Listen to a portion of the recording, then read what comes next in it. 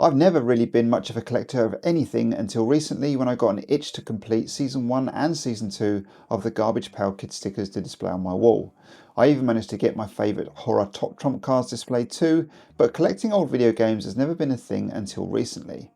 I do have some that came bundled with something or other, and I've actually kept hold of a few from my childhood playing days.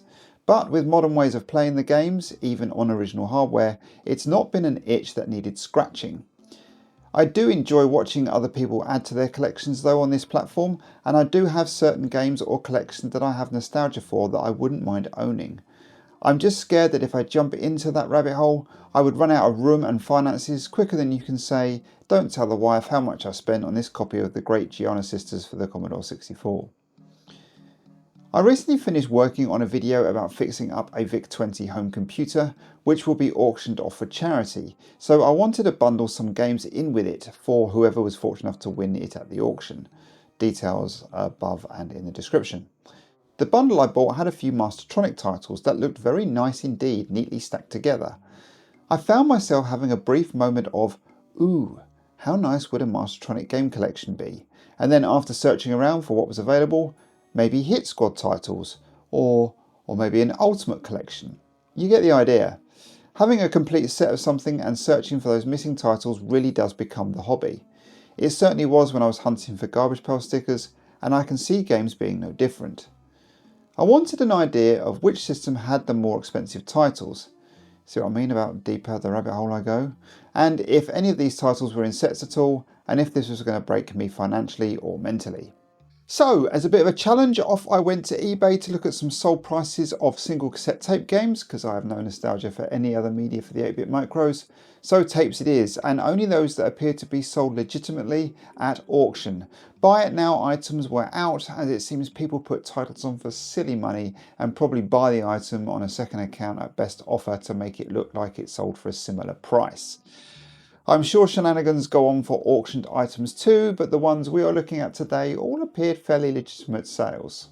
So, for a bit of fun and by no means an exact science, which system from the main 3 micros here in the UK back in the day currently has the most expensive games sold in the last 3 months or so, which is roughly how far back eBay will let you search. So for the Amstrad CPC, Commodore 64 and the ZX Spectrum, we will take a look at the top 5 most expensive games from each system and take a quick look at the games themselves to try and figure out why the big bucks and if any of them convince me that game collecting is a good idea or not.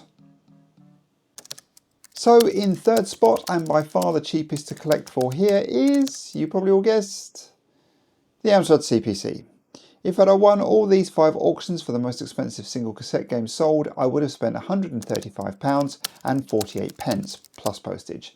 Again, this might just be down to what was available at the time, but there was also quite a lot more noise around the disc-based auctions. Probably more so actually than the C64 and Spectrum combined here in the UK at this moment. But if I was to do this, it would be cassettes. So what would my 135 quid have bought me? Well, in at number 5, the first game is immediately interesting because the eBay seller went to great lengths on presentation on what looks to be a nice condition big box game that would look stunning on any shelf.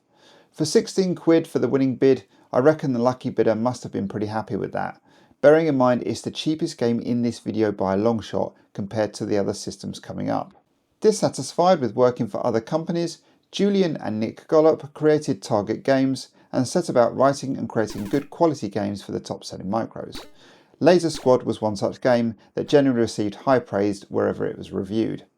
A turn-based game with a set of missions, very much in the vein of the Rebel Star successes prior, it's a neat game that I imagine is even more fun with more players involved.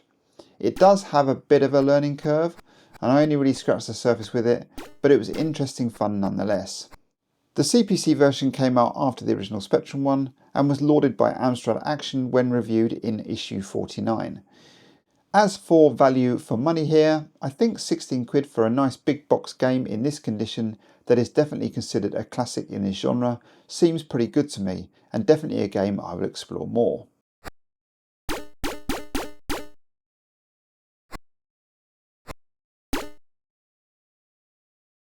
Stuck between Palace's release of Cauldron and Barbarian, next up we have another interesting title and another great game to boot. With the most bids of any CPC game in this top 5, with the winning bid coming in at £21, it's another I can see as a good value purchase. With the comic book included, which I imagine is a big part of the purchase, I'd be interested to know how much the price drop on this is without it. This is a game I had not heard of or played in all honesty, so I was interested to see what this was all about. I was not disappointed here on the CPC release. A kind of action platformer, I guess, with a maze game element that looks and plays blimmin' great, with a nice backstory included within the comic book that came with the game. It's games like this that really lost something if you just straight on pirated it and didn't let your imagination sweep you into the story as it unfolded within the literature included.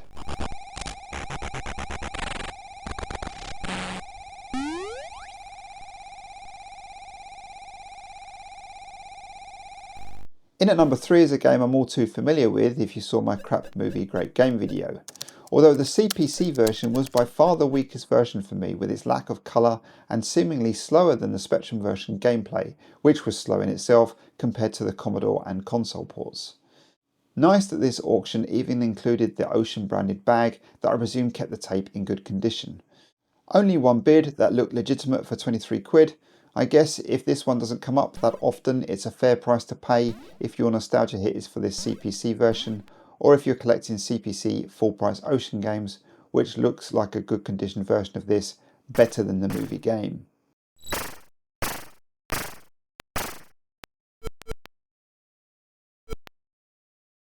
What I love about number 2 here is the fact that Ocean had already ripped off Donkey Kong with their potentially first ever release in Kong to actually get the actual license for the proper release some 5 years or so after the arcade game came out, which does make you question why bother. The seller here claims that this is rare, and who am I to argue, but once again one bid sealed the auction victory at £24.99. Whilst I was questioning whether this auction was valid or not, I noticed something that made this auction a bargain in my eyes.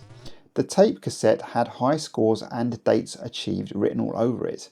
It's shit like that that would make you want to buy it just so I could beat it and write my own on the same cassette. Maybe that's just a me thing, but I think that's pretty cool.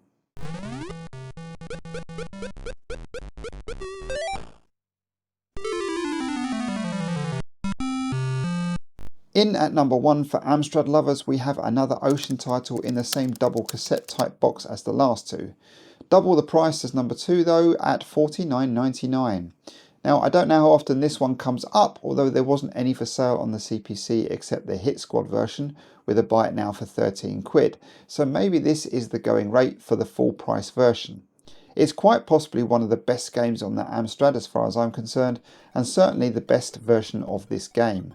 The colour palette of the CPC really lends itself perfectly here without any slowdowns or issues compared to the other more muted or one colour versions that are available. The cassette box does look a bit beaten up though, although I think it's pretty funny that this was £4.99 on sale all those years ago, and now, all these years later, it goes for 10 times that price.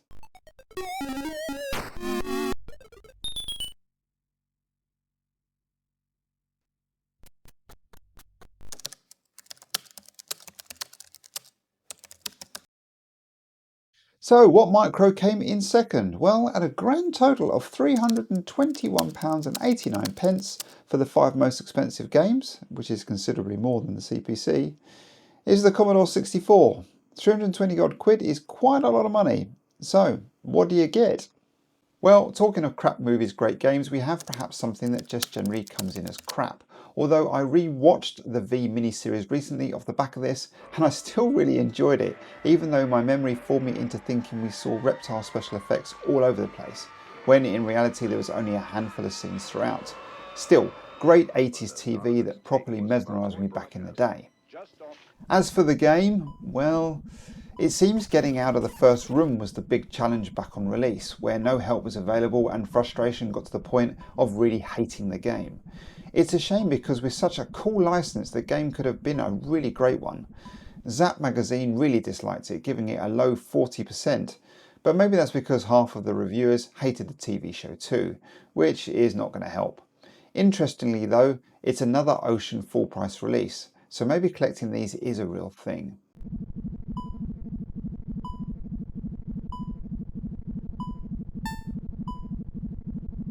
At number 4, with a winning bid 1p more than V, is a surprising one on a budget label that was late to the Commodore 64 party in 1992, but still fetching an admirable £50 in auction here. I wondered why, but couldn't compare it to any other sales, which maybe is the point, I guess, on how often this title comes up. Collecting Codemaster titles really appeals to me for the same reasons the cassette box art appealed to me back in the day. The brash bright colours that caught the eye would make a great collection, although I understand it would be an expensive one to complete with so many titles to purchase for a fullish set. As for the game, I'm a big fan of the Seymour titles actually, and this one is no different. Our Dizzy replacement platformer offers levels across different movie genres in a decent looking platformer for a decent price back in the day. Anyone still purchasing C64 games by 1992 surely weren't disappointed spending £4 on this one.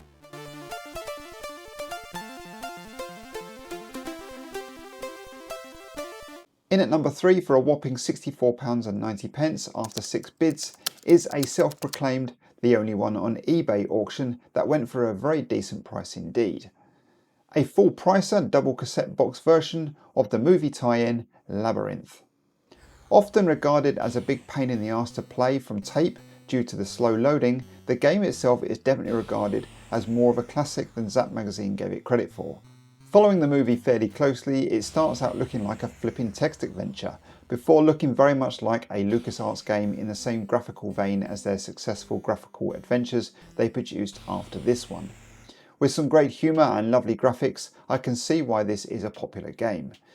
£65 for a game is pretty expensive, but if these don't come up that often and you have understandable nostalgia for this game, I get why you would want to invest.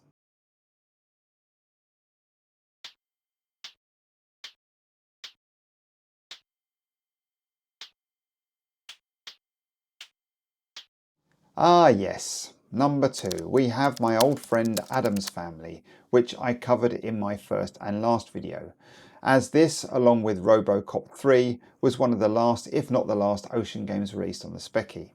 I hated this game. The mechanics are awful, but even if they weren't, it's just a very generic platformer that bears little resemblance to its source material outside of the opening menus. I'd not played it on the C64 though, but it fares no better. At £75 for a poor game, I imagine this purchase was to help complete a complete Hit Squad set, which were cut price re-releases of certain big titles. The Hit Squad cassettes certainly look very nice and uniform together, with numbered genres really popping off on the shelf. So I get that if you're really missing a title, £75 is not going to break the bank if this doesn't come up that often, as many people maybe already knew it was crap and didn't buy many copies back in the day.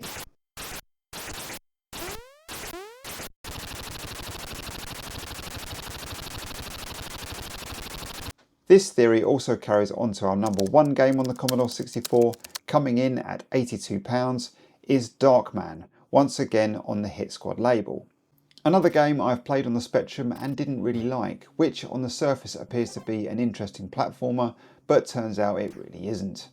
Not sure that the movie did much either, but I've actually never seen it, so I can't comment on it, but it is one that intrigues me to seek out sometime. So once again, like Addams Family, a possibly average movie, an average license, and not a particularly popular game on a nice looking budget label that is highly collectible, and I presume that's where the price comes from. I'd be interested to know from any collectors of Hit Squad games watching what are considered the heavy hitters in this collection, and if these two come near to that.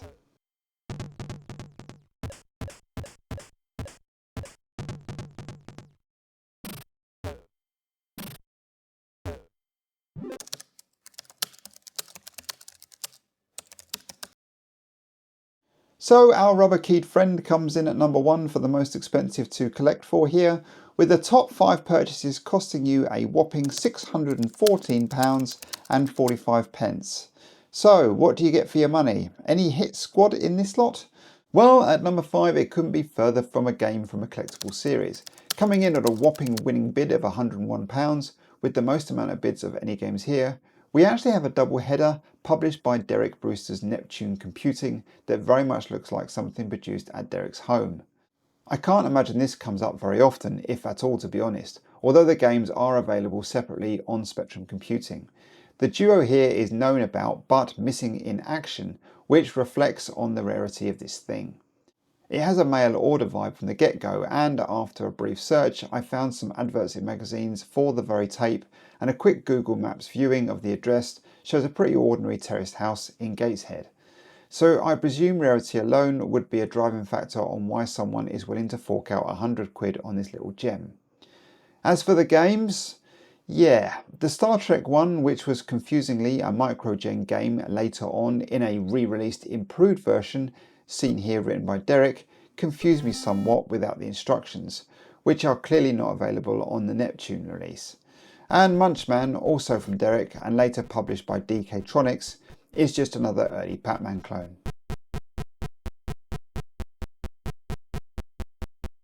In at number 4 is another game I'm familiar with through my first and last video with Ultimate's last offering, Bubbler. Ultimate had very much moved on by this point, having been purchased by other companies, and the seal of quality that was very much promised with early titles was not apparent by the time Bubbler was released.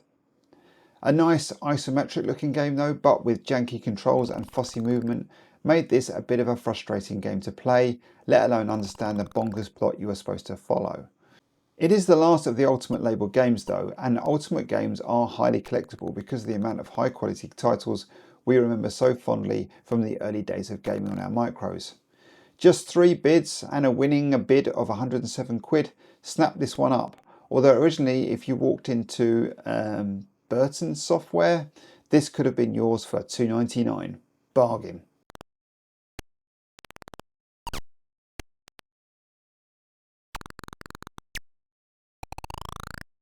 Now, a contentious entry here at number 3 with DK Tronics 1983 game called Diet. This one is not really a game, but an early 80s attempt at getting your specky to help you lose weight. It's fairly simple actually, you just add your measurements and first it calculates your recommended daily amount of calories, and then it creates a daily meal plan based on that for each day of the week. Have any calories left over after meal choices? No problem, just add some special treats, like a portion of outline, some half-fat margarine it seems, or maybe some gravy, yummy. You even get the option to print out a shopping list, which would have looked pretty cool and fancy as you made your way around Tesco's in 1983. I was tempted to try the diet for a week and make a video all about it, but I'm not sure who that would appeal to, so let me know if you're interested in the comments. So I presume this is another fairly rare title that doesn't come up that often, hence the £111 winning bid out of the 7 bids made. An interesting one though that really captures a snapshot of what was considered a good balanced diet back in the early 80s.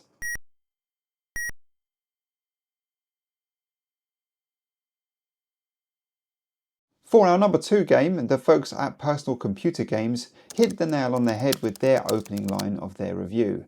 Why did they bother? As Pac-Man was done to death under multiple names for the 8-bit micros in the early days. So why in 83/84 did Atari finally get round to releasing the proper version for an eye-watering £14.95? I'm not sure anyone would have paid that or actually bothered with this at all, as the game was done to death by then. That would suggest why this game is probably fairly rare now, with this average conditioned copy going for £125.45 after 17 bids. It's a little rough around the edges, but it's seemingly all present for a game that worked on any spectrum, which basically means it's a 16K game. Atari is a popular name, and with the cardboard box offering here, I get why this would be a good piece to grab for a collection. £125 though? Ouch.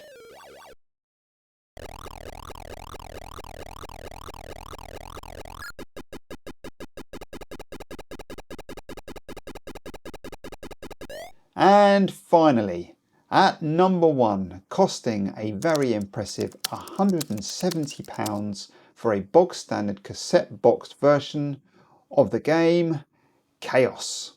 So another Julian Gollop game, this time from his Games Workshop days, that brought us this classical turn-based title battle game which, although simplistic in graphical design, is very much lauded by everyone who recalls playing it when they were younger and still enjoying it today.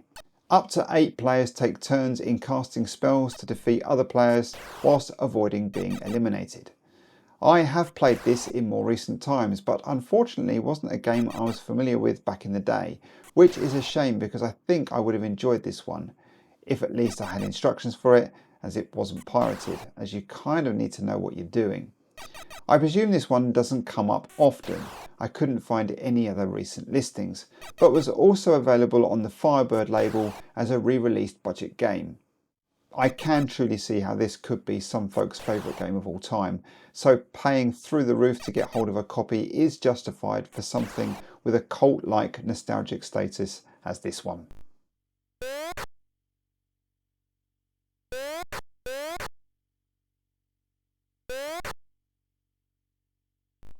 So there you have it. In this moment in time, Specky games are certainly bringing in the bigger bucks, but I would be interested to know what's the most you spent on a game for any of these systems, and what's the reason for the purchase. I'm still so intrigued by physical game collecting for these micros, and for me, it's currently a measly £2 for my first ever game I played on my Specky and one of the first games I got with it at Christmas. CDS's Frogger ripoff Leapfrog. I do feel like I could get the bug though, and these Mastertronic games do really appeal, just for the glorious artwork that tried to dupe us into a purchase, or maybe the wacky vibrant colours of the Codemaster games. Ocean's full prices would be cool as well. Yeah, maybe I'll finish my garbage pail stickers off first. As always, thanks for watching, and I'll see you on the next one.